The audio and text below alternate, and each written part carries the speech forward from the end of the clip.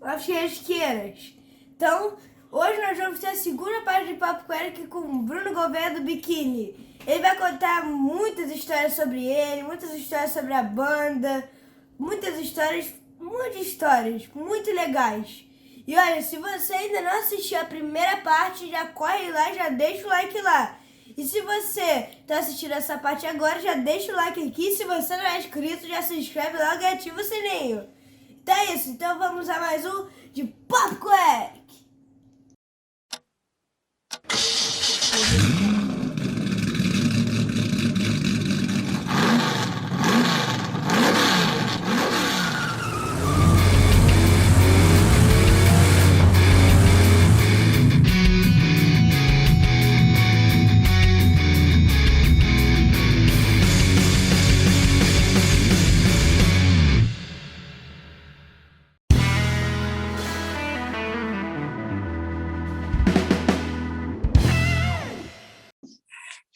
Ei, fisqueiros e fisqueiras. Então agora voltamos aqui com a segunda parte do De Papo com Eric com o Bruno Gouveia, do Biquíni Cavadão, mas só que não é mais Biquíni Cavadão, agora é Biquíni. Quem já viu a primeira parte já sabia disso. E se você ainda não deixou seu like, já deixa o seu like. Se você ainda não é inscrito, já se inscreve e ativa o sininho.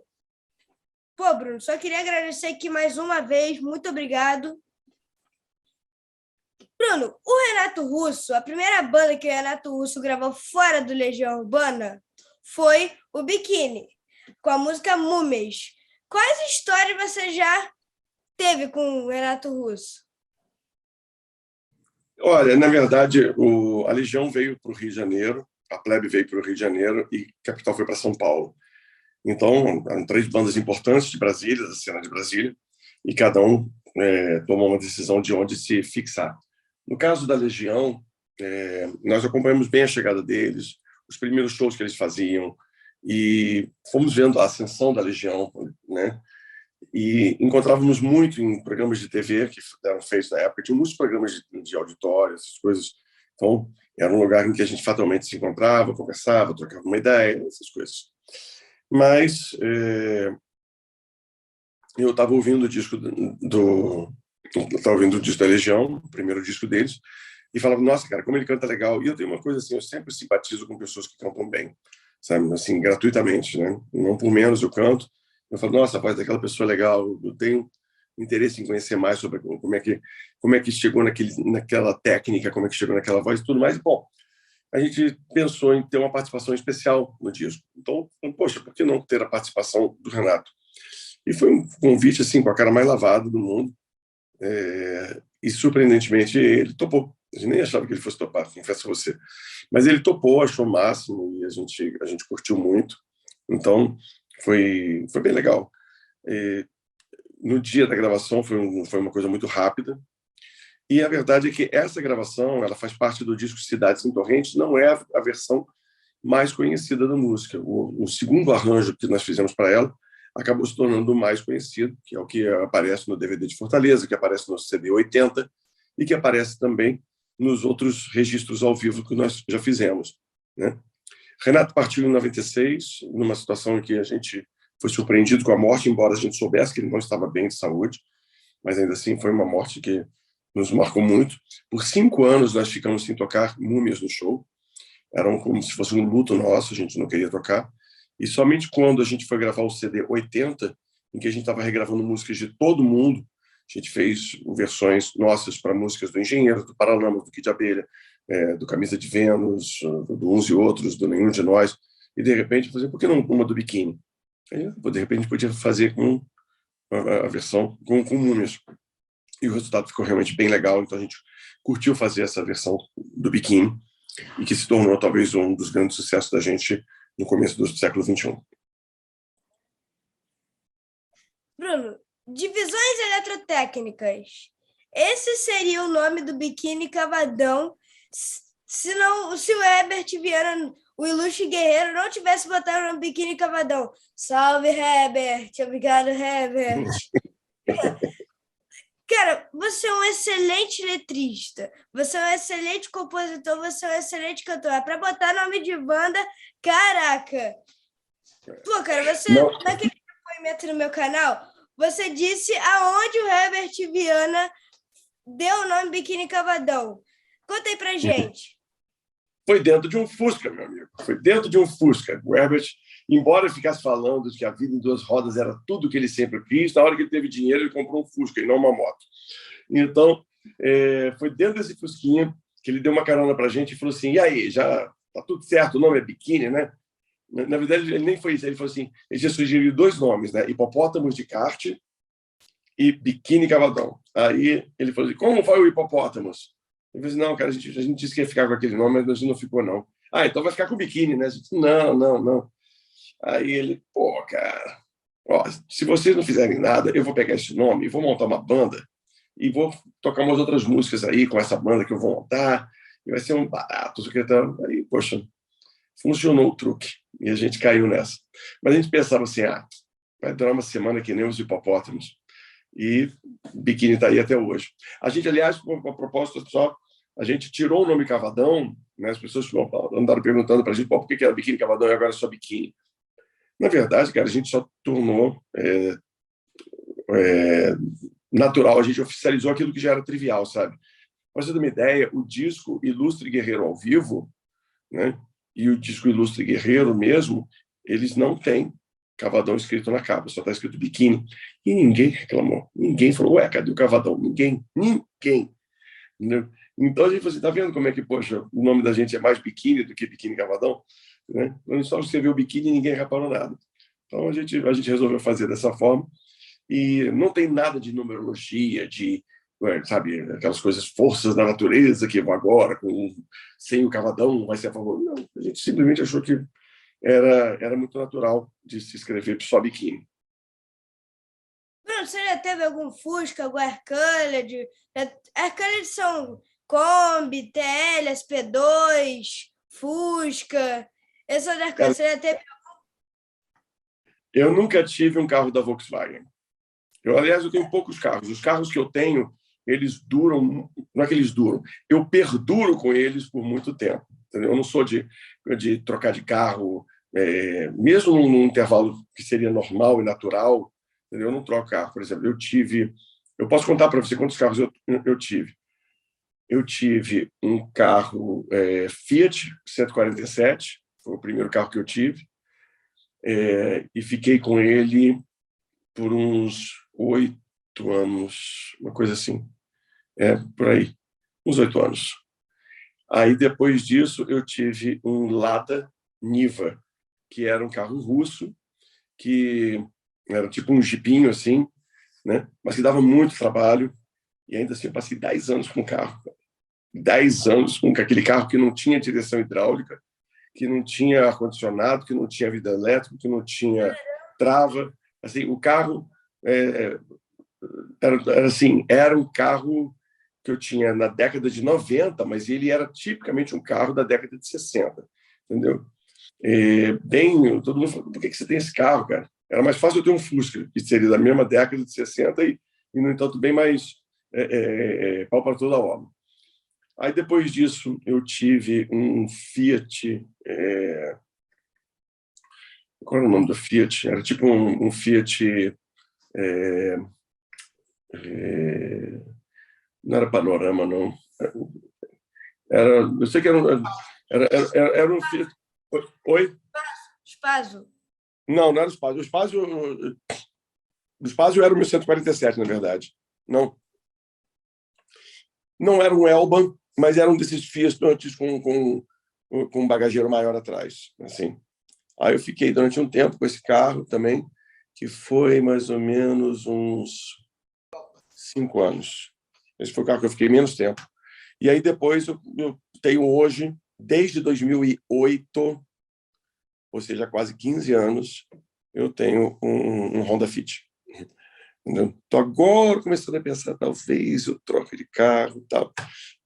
Mas eu realmente eu não ligo muito. Se tem um teto em cima de mim, se tem 4 rodas, se não está andando, se o ar-condicionado está funcionando hoje em dia para o calor que faz, eu aguento bem. Eu nem me preocupo. Faço as manutenções que tem que fazer e sigo adiante.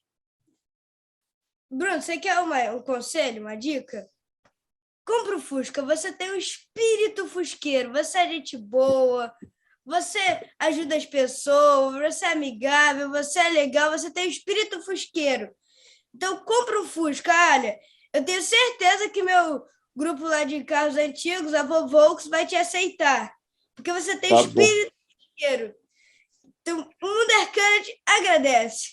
Olha, deixa eu te contar uma coisa. O meu ídolo durante muitos anos foi o Herbie, o Fusquinha, se meu Fusca falasse.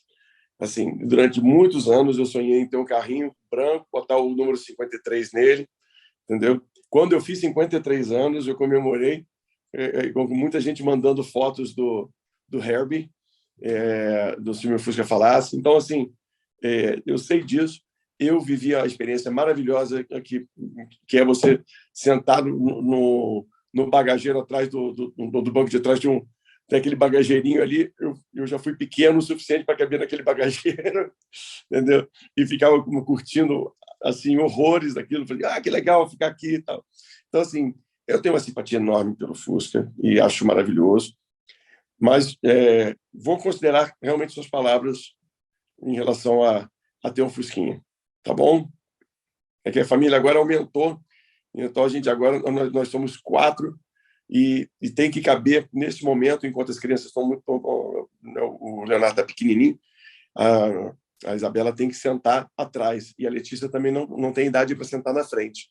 Então é um aperto botar 3 pessoas atrás no Fusca, vai ficar bem apertadinho, né? Ainda mais que tem que botar cadeirinha, tudo, 2 cadeirinhas.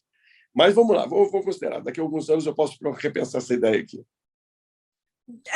Aliás, Herbie é o nome do meu carro.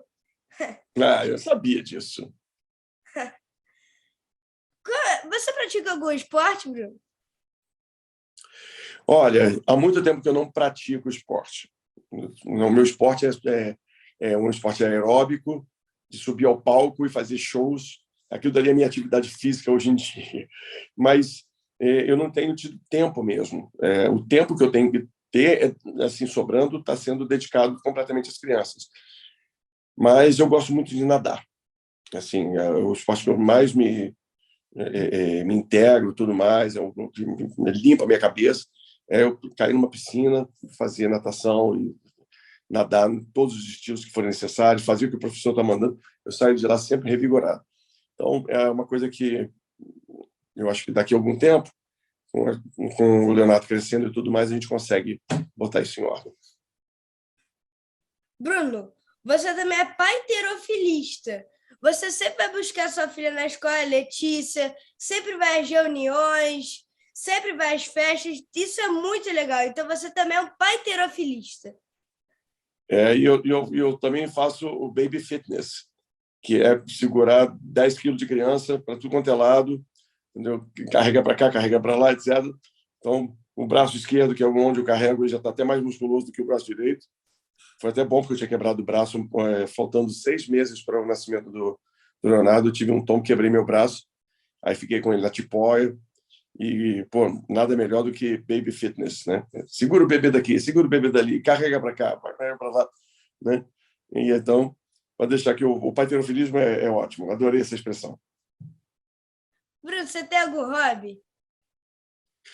Olha, eu já tive vários hobbies, tá? Mas eu acabei me desvencilhando deles, assim, me desligando dos hobbies. Eu colecionava porquinhos, por exemplo. Tinha uma época que ninguém, aqui no Brasil, não era comum se encontrar coisas com porcos, né? E aí eu colecionava. Aí descobriram que eu fazia isso. Na verdade, descobriram também porque eu acabei fazendo parte de uma propaganda de um site de colecionadores, tipo eBay, tinha um chamado Local. E aí me botaram para fazer isso. E foi engraçadíssimo, mas, cara, todo show que eu ia, todo mundo me dava um porco, me dava um porquinho, etc. Assim, não tive que lidar com alguém me dar um porco de verdade, mas cheguei quase às raias disso. Aí, um belo dia, cara, eu olhei e falei, cara, eu tô com uma pocilga dentro de casa, né? Tem porco demais aqui. Aí eu peguei todos num dia só e levei para um lar de meninas cegas e dei de presente um porquinho para cada uma delas. E elas tateavam, falei, isso aqui é um porquinho. Eu falei, acertou. Daqui a pouco eu isso aqui parece um pouquinho... Acertou. E assim, eu fiquei muito mais realizado em ver aqueles porquinhos nas mãos daquelas meninas do que, de repente, ornamentando a casa, entendeu? Então, hoje em dia eu não coleciono mais nada, não faço coleção. Eu já colecionei, eu já fui filatelista, colecionava selos seriamente, entendeu? Tem uma coleção de selos até que, pô, assim, deve ter o seu valor, entendeu? Mas está guardadinha. Que mais? Coleção mesmo, cara. Eu tive muitos CDs, assim, mas depois peguei os CDs todos. Quando comecei a perceber a revolução digital que estava acontecendo, eu vendi todos os meus CDs. E foi uma decisão, para mim, foi uma decisão bem legal, porque assim, já não estavam mais cabendo dentro de casa, entendeu? Assim, era CD para montar uma parede inteira, do chão até o teto. Então, se eu continuar nessa história, não vai caber, onde é que eu vou achar? E o pior, era difícil às vezes de encontrar o CD que eu queria para ouvir, sabia? Aí quando eu percebi, poxa, é só começar a digitar um pouquinho o nome do artista e aparecia tudo no meu computador. O futuro vai ser ouvir música através de computadores e caixas acústicas, isso vai ser o futuro. Entendeu? Eu acho que eu acertei. Bruno, você já jogou futebol? Eu sou péssimo jogador de futebol. Eu era tão ruim que no colégio nós éramos um número ímpar de meninos. Então, eu era sempre o último a ser escolhido, e quando eu era escolhido, era assim, os dois capitães dos times estavam sendo tipo, você então fica com o Bruno que você vai ficar com mais. O cara, não, eu não preciso, pode ficar com você. Não, fica com você. Não, o Bruno vai ficar com você. E assim era, entendeu? Era muito horrível. E eu era muito ruim mesmo. Uma vez eu, por exemplo, eu agarrei uma bola dificílima, porque normalmente me colocavam no gol, sabe? Já que não, põe o Bruno no gol que é melhor. Aí me botaram no gol, eu consegui agarrar uma bola difícil. Aí todo mundo, parabéns!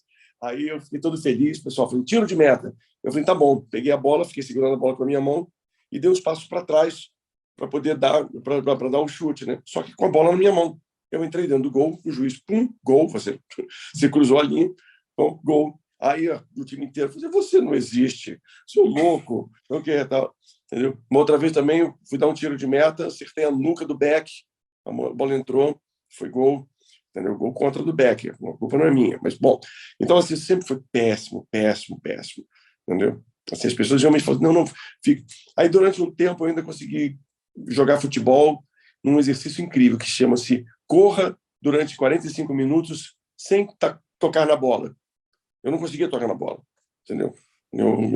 Eu corria, o cara, quem estava com a bola do outro time, passava, aí eu corria para o outro lado, corria para mais um lado, nunca a bola caía no meu pé. Então, são essas histórias horríveis de futebol que eu tenho. Mas eu fui um grande torcedor, sempre torci muito para o meu time, que é o Flamengo, e especialmente na década de 70 até metade da década de 80, que foi quando eu vi a ascensão do Zico. E o Zico, para mim, é o meu maior ídolo, é o cara que eu acho incrível como o Zico foi fantástico, não só para o Flamengo, como para todos nós no Brasil. Bruno, Flamengo de 1981 ou Flamengo de 2019? O de 81. O 19 foi incrível com aquela conquista inacreditável, mas o de 81 foi campeão mundial, né? Assim, e aí não tem para ninguém. Bruno, na sua carreira brilhante, você já teve algum arrependimento? Uma coisa que você fez, mas não queria ter feito? Uma coisa que você não fez, mas queria ter feito? Eric, na verdade, eu estava até falando sobre isso essa semana. Assim, claro que a gente já fez coisas erradas, sabe? Muitas, por sinal. Já falei no palco, às vezes já mandei mal no palco, de repente tocar num assunto e isso só ficar, só gerar mal entendido, entendeu? Já optamos por fazer os lançamentos da gente de forma errada e com isso prejudicou o lançamento do disco. Tem muita coisa que eu poderia me arrepender profissionalmente. Mas, ao mesmo tempo, se hoje eu estou aqui sentado com você, conversando 37 anos depois, é porque esses erros me ajudaram, entendeu? Não sei se eu tem aquela teoria do efeito borboleta, né? Que é assim, às vezes você muda uma coisinha na sua história, mas isso não quer dizer que todo o resto seria bom, entendeu? Você vai abrir uma chance nessa história de outras coisas acontecerem e talvez até coisas piores. Então, eu acho assim, eu sou muito grato pela história que eu tenho com a banda e sou muito grato pelo caminho em que eu segui, mesmo com todos esses erros que eu te falei. Eles foram importantes, eles são importantes dentro da minha história e eu os guardo num cantinho especial para saber que, pô, é assim que não se faz. Bruno, como eu, meu pai, minha mãe, meu tio André, que tava. Quando ele falou que ia fazer esse de papo com ele com você, já estava escutando o carro dele biquíni. Minha família toda é seu fã.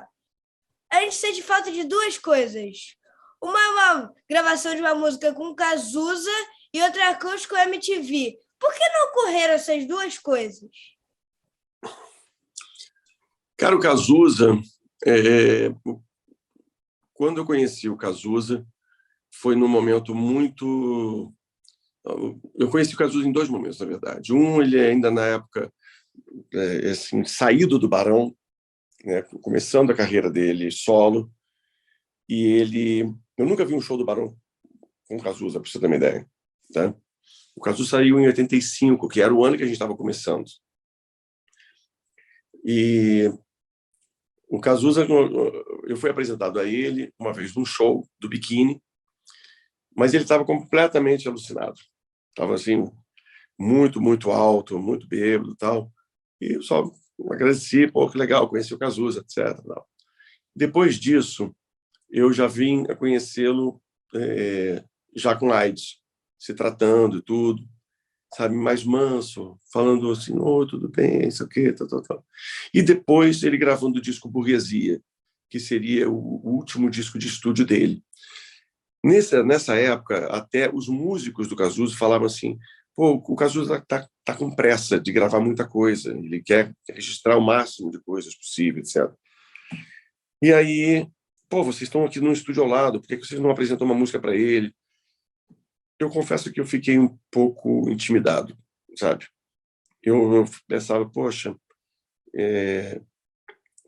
existe uma fragilidade dele agora, nesse momento tão difícil da AIDS e tudo mais, né? Ele estava realmente num momento muito ruim de saúde, e eu ficava um pouco receoso de como iam pensar dessa possível participação. Eu falei, cara, acho que não vai ser legal, sabe?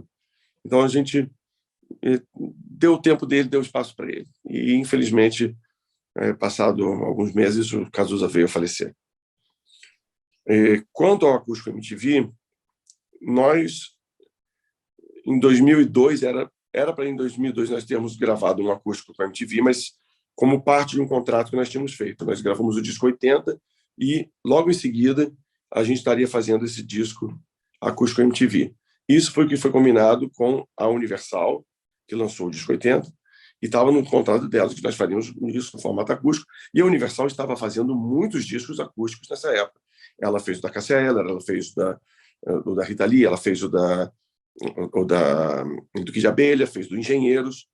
Então, assim, nós combinamos com a Universal que o nosso disco, em 2002, ele seria um disco acústico. Tudo bem, só faltou combinar com a MTV. E a MTV não quis. A MTV não quis de jeito algum, negou várias vezes. E, cara, assim, estão no direito deles, né? Assim, eles fizeram uma opção. Eu conversei, inclusive, na época, eu fui lá para conversar com eles, falei, o que está acontecendo? Aí eles deram as explicações deles, deram as opiniões sobre como eles achavam as coisas, e até ofereceram para a gente gravar um disco ao vivo, mas não um acústico, pela MTV. Aí eu falei, não, eu não quero. Ah, por que você não quer? Eu falei assim, porque a prata da casa, o disco mais forte de vocês é esse. E eu acho que o Biquíni merece um disco assim.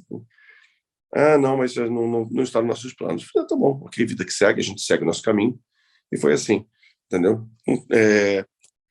O curioso é que até hoje nós não gravamos um acústico, seja MTV ou não, entendeu? tá ainda na lista de coisas que nós poderemos fazer um dia, né? Mas a gente tem falado isso com mais frequência. Então, pode ser que uma bela hora apareça o acústico finalmente. Bruno, antes da gente encerrar esse de papo com o Eric, que tá muito legal, tô adorando esse de papo com o Eric, eu queria te pedir 3 coisas. A primeira, imita o Bob Esponja, que eu vi você imitando o Bob Esponja, eu achei muito engraçado. Mas por que você está querendo que eu faça isso? Hein, Eric? Você por acaso está querendo um hambúrguer de siri? Hein? Fala, Patrick, o que aconteceu com ele? Eu não sei o que aconteceu com o Eric, mas deve ser porque ele está assim muito enfuscado. Quando tem muita luz, aí você fica enfuscado. Ofuscado? Não enfuscado, é o ofuscado. Não está das melhores, não, eu já fiz imitação melhor.